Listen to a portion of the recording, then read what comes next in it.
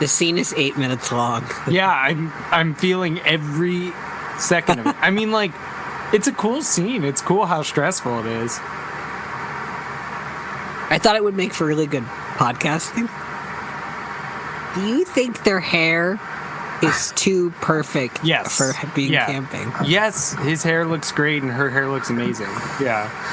It would change the series so much if Tobias had been trapped in Bigfoot as a thing. Yeah, that would have been a lot harder. He could still stay in Jake's attic.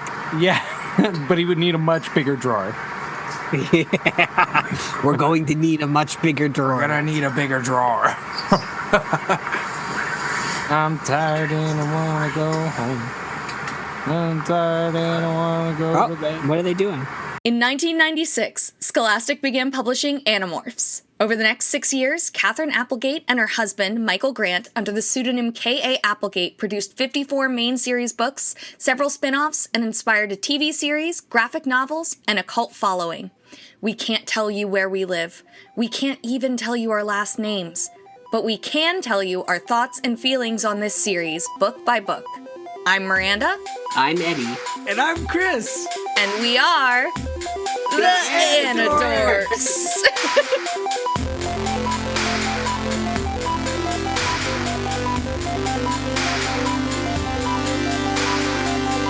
These may be kids' books, but we discuss dark themes and mature content. There may also be some explicit language. Listener discretion is advised.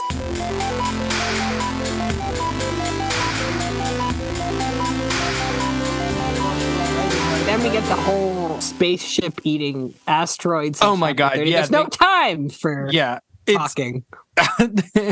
They get there. It's a big nebula. It's very pretty. And things are not going well. Like, it's basically like they reconnect with the Star Sword, and the Star Sword is like, we have our hands full. Yeah, they're like, oh my god, Loren, is that you? Thank God, we're being attacked. And he's like, oh, good. I invited a bunch of Yeerks to come attack us too. Yeah. I told them exactly where we'd be.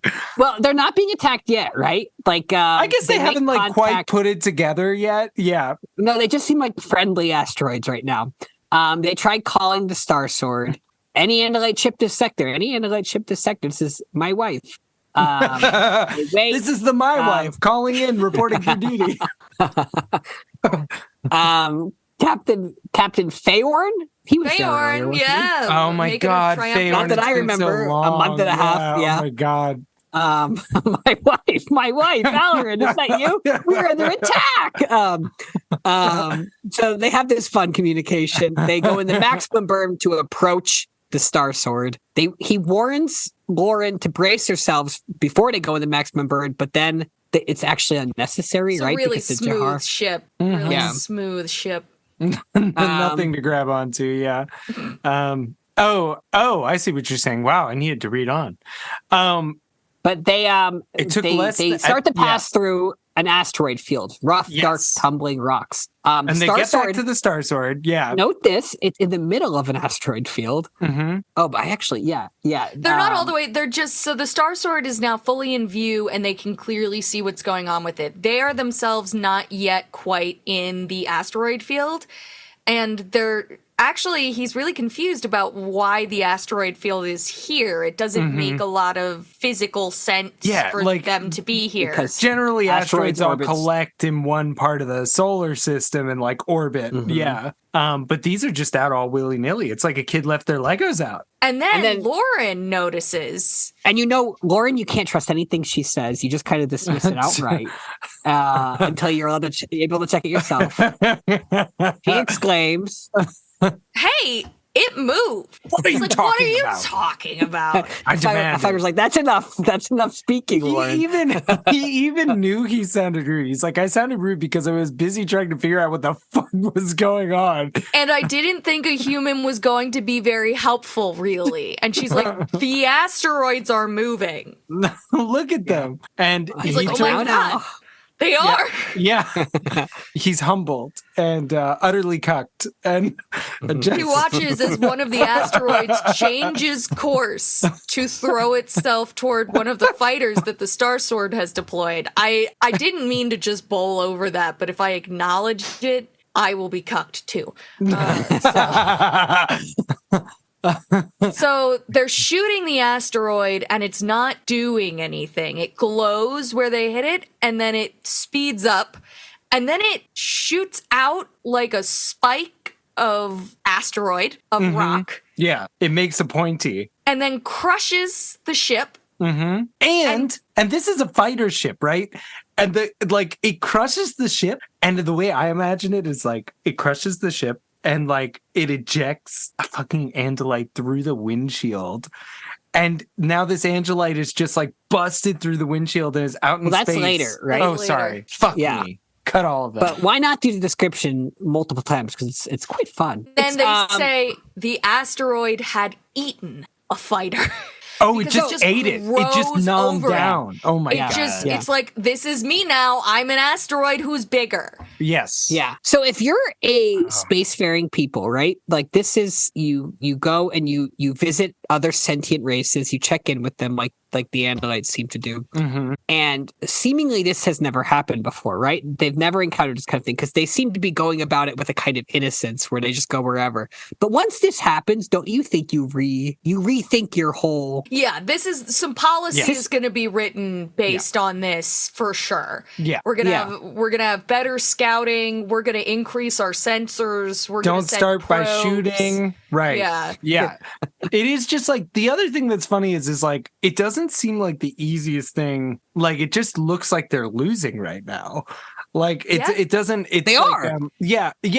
But Loren's about to reveal something that is motivating these rocks. Is that where we're at? After this? Yes. Top of beginning chapter 31. Of chapter 31. Yeah. Oh, we're still at the beginning? We just finished chapter 30. Oh, sorry. Did we say the thing about the energy? No, it hasn't happened. No, that's where we are right now. Sorry. You're right. Yeah, they watch as more and more of these things are eating up fighters. And then Elfangor's like, oh, but the Star Sword is going to shoot at them. And like a dome ship shredder. Oh, this is going to be great. Yeah. Level.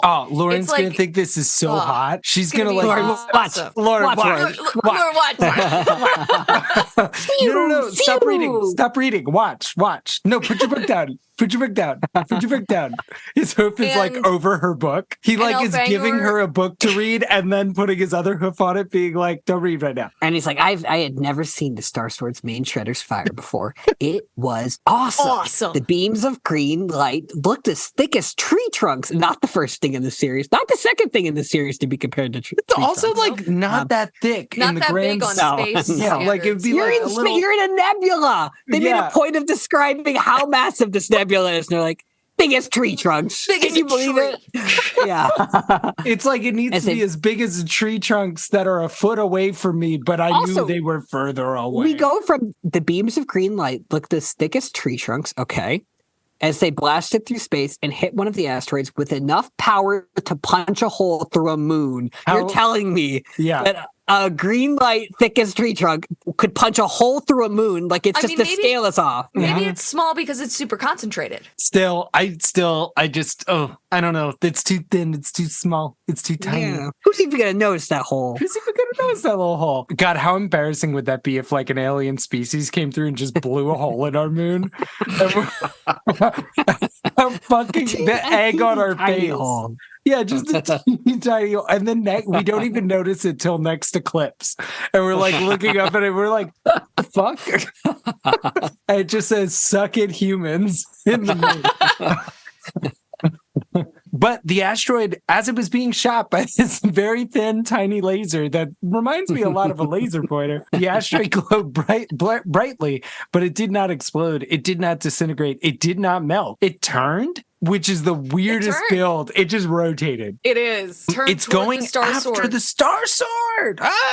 Go to zero space, I yelled. Whatever. We don't get to see Elfangor embarrassed, and I wanted to see it. Loren's just looking up at him being like, yeah, you guys are real cool. And so he radios to a pilot and he's like, we got to go to zero space, dude. It's just what we got to do. And the pilot pumps his engines to try to go to zero space, and suddenly 3 more asteroids are there and punch the fighter out of the plane, or out of the spaceship. And this is what I got too excited about. This is, Miranda, this is horrifying. Yeah, so the description we get is the pilot was blown clear out into empty space. He kicked his hooves for a few seconds. Then he stopped moving. It's so sad. You two were so upset by this. Dude. I thought this was kind of a tasteful description of an Andalite dying. No? Yeah, Why? it is tasteful, but it's upsetting. It could be worse because it was not horrifically gory. But if you say that someone has been ejected into space, we already know they die, right? Like but they're we're dead. watching them die a little bit.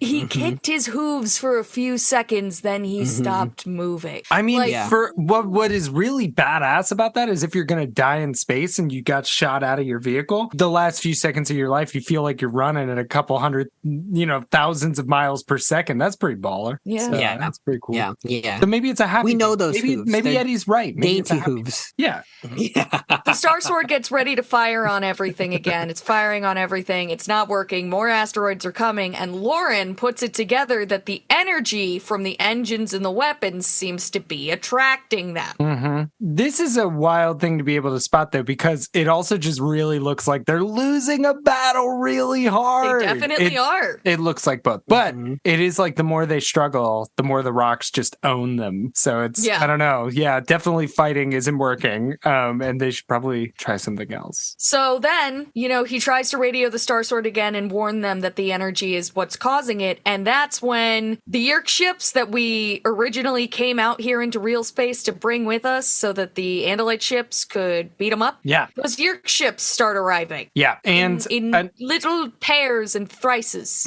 Like Trios. That's the word. Thrices.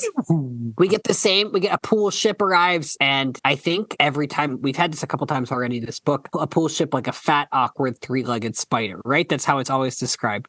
I'm going to pause this because we had the idea that each part of this book, we thought maybe it was going to be released as its own book. I do actually think that they reintroduce things a lot in this section. Oh wait, we're still in part 2. Oh, I'm sorry. I'm jumping ahead to part 3. I keep thinking we're there. We're almost there. I think they've all had a bit of reintroduction. Yeah. Although I think from 2 to 3 initially is the least. Like, it's very much picked up in the exact next moment, and you go a little ways before they start describing everything to you again. And but I think they do a smoother job of it. But we'll get to that once we get to part 3. So the pool ship arrives, and then this is another ship arrives. The big bad. What seemed it was smaller than a pool ship, but bigger than a bug fighter. What's smaller than a pool ship, but bigger than a bug fighter? What seemed to be the bridge was a hard-edged diamond attached by a long triangular shaft to twin engines. All right, now I'm just imagining a penis. I'm sorry.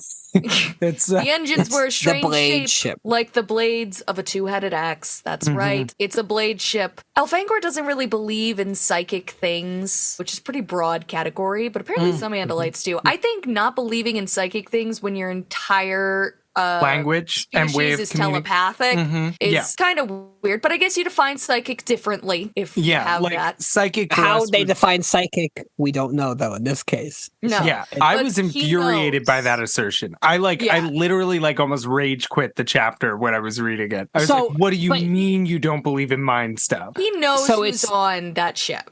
Yes, it's Visser 32.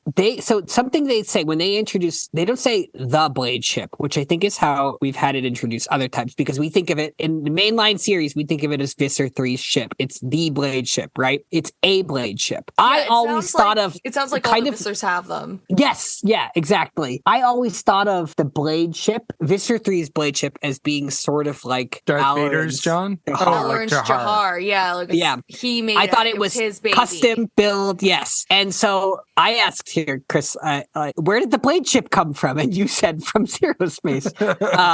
Totally misunderstood. Visser 32 seems to have, in that short period of time from when he was running and being shot at by his own people, acquired his signature ship. But yeah, I guess it's just that. I'm so sorry. I was like Amelia Bedelia there. He he actually is still Sub-Visser 7 as far At this as point. Elfangor knows. Yeah, so we did drop that a little early, but I think we all knew he was getting a promotion. Yeah. Yeah. They decide that they have to call. It's like when your ex is in town and you have to touch base. It's just like, it's so weird that he came all this way and then we're not going to like, so it's like, okay, let's just. So they very quickly come up with sort of a cute little plan where they're going to make Visser 3 think that Loren still has her year and is taking over the Jahar. They're doing this in the hope that by getting them to use their engines to proceed toward them, because they don't know about the energy-eating asteroids, they will get consumed by those. So, like, this is their plan. It's not a bad plan. And they actually executed really well. But first, we got to call our old buddy Sub-Visser 7, Visser 32, Visser 3, Loren, Scimitar, Karas, the man of many names. He's got a lot. Yeah, of they names. have a little FaceTime. Yeah, this is really funny to me. This whole scene is really funny to me. I mean, like, where does it start? I switched on my screen. So, Sub-Visser 7, you survived. Too bad. And then this is the best response ever. Does somebody else want to read it? Or like, sure. I did survive. But you almost got me there. It's so. You almost got me there. You really did. It's so silly. And by the way, I have received a rather large promotion. He says, I am the first Yeerk to capture an Andalite body. I have already delivered more intelligence on Andalite fleet deployments than a century of spying could have yielded, so it's not Sub-Visser or anything anymore. You are addressing Visser 32. Oh, darling, how wonderful for you. Well, you'll always be just a little slug as far as I'm concerned. You want the time matrix? Come and get it. Come and get it from me. Yeah.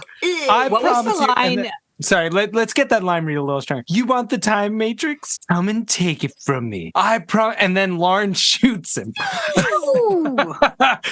What was the line earlier in part 2? That we thought was so funny when he was like, I will come and get you. Yes, it's like, come and get it from me. And it's like, all right, I'm coming. I will. I'm coming to get it from you. Yeah. He's not quite right the star that we know he's not quite there yet. He's leveling up. And still. yet he does know how to hold the floor. Like, I mean, that little wit, like, I did survive, but you almost got me there. You really did.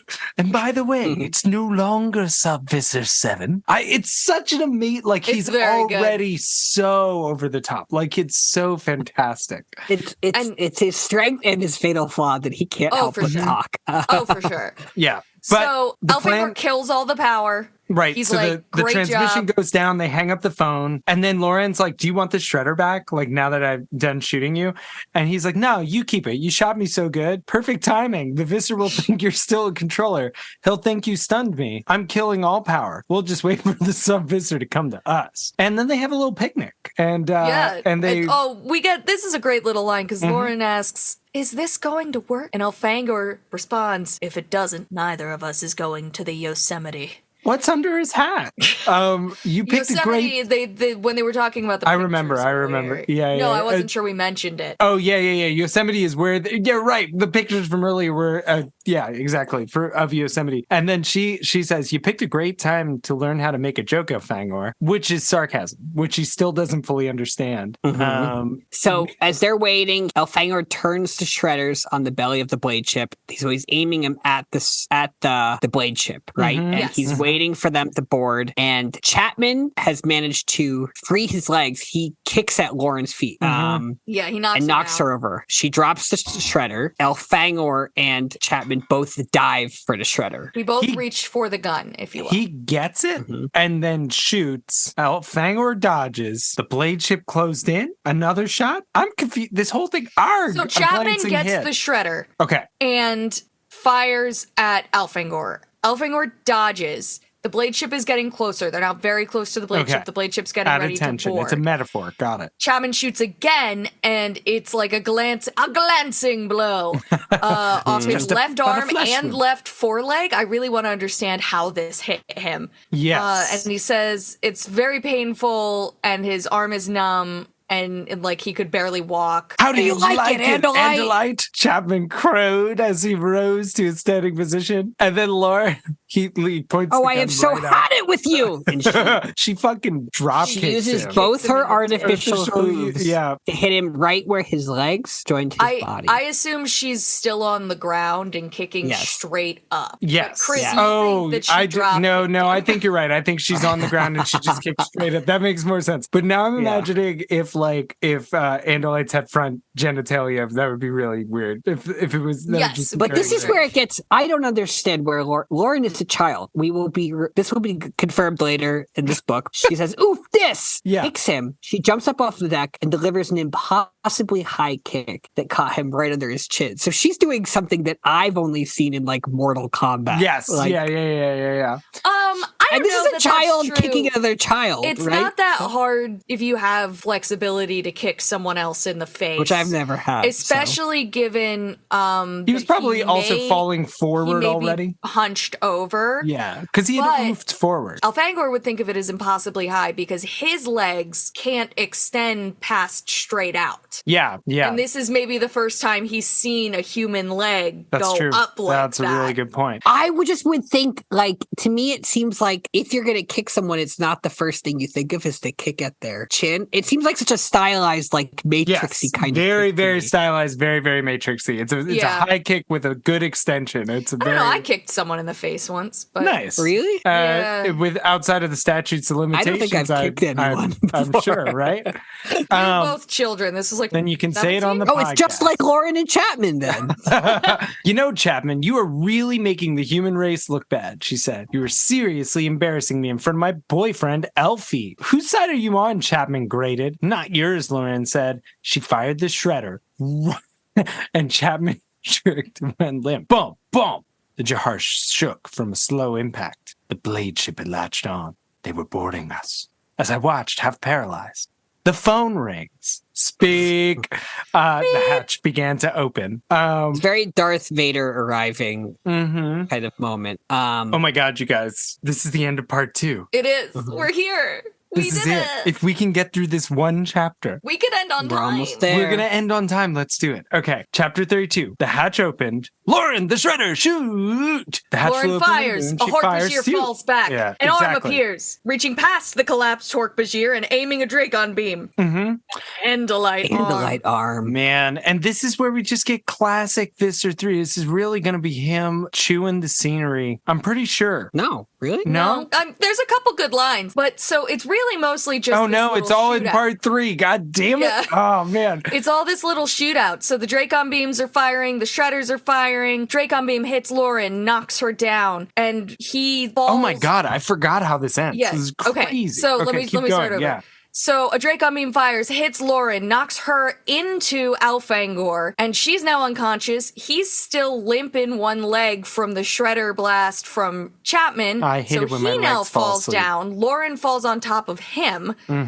And here they are. Visser 32 is aboard the Jahar, and Elfangor's like, I have one chance. And then the year can fucking kill me. I don't fucking care. But I need to kill him. And he hits out, and Visser 32 immediately jerks back, and he dodges it easily. But he wasn't aiming for Visser 32. He was aiming for the ship's console. The Jahar fired her shredders. My wife. God damn it. Point blank range into the belly of the blade ship. No!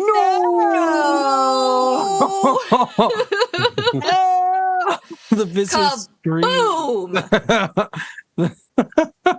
The blade ship tore loose from the Jahar. So we've had 2 hatched, 2 docked If ships. only any of our enemies had been in it, that they might be harmed. And they ripped apart, and now the hatch is open to space.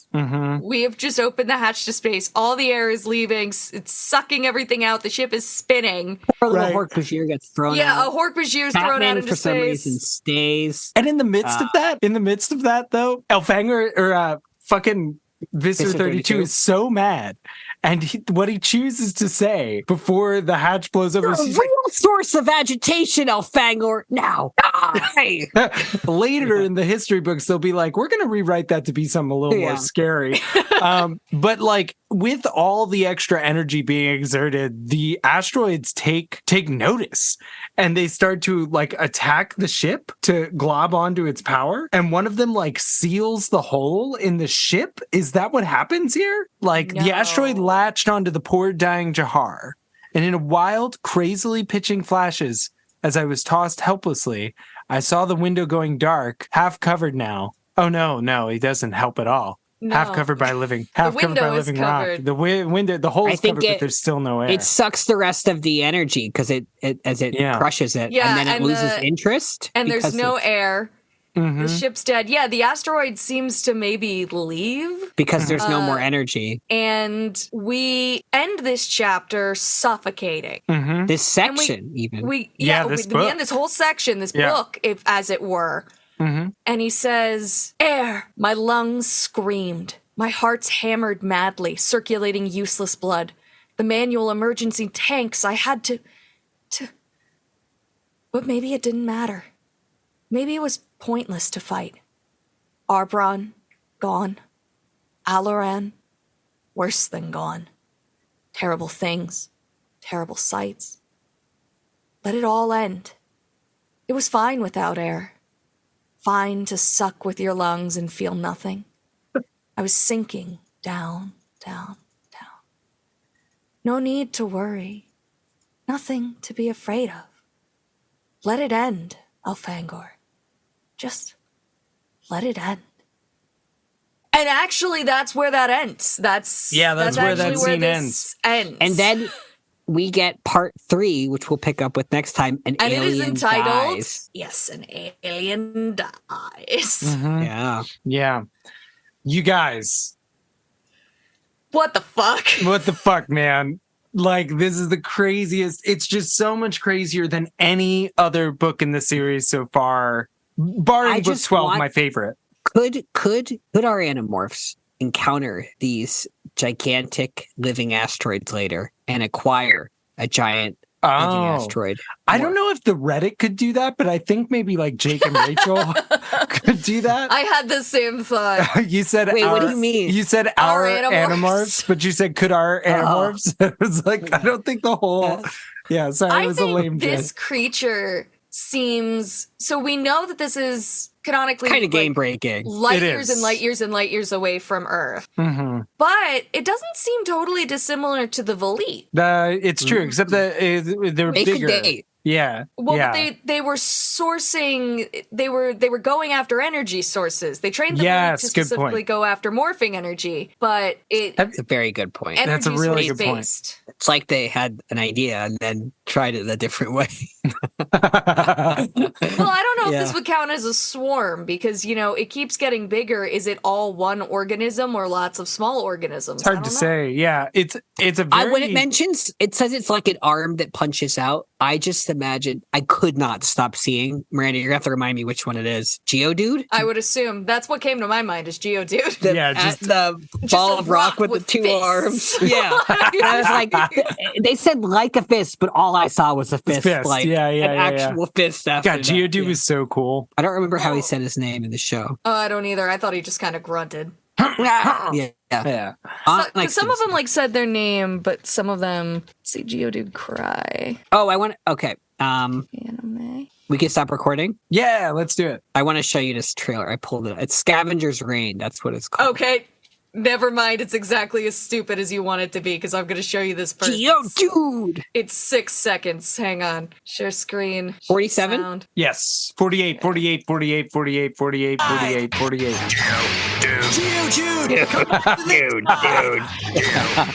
Dude, Geo.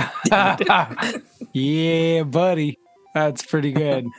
They're Man. like, what do we think he says? Oh, we don't have much time. Dude. He just says Geo, dude.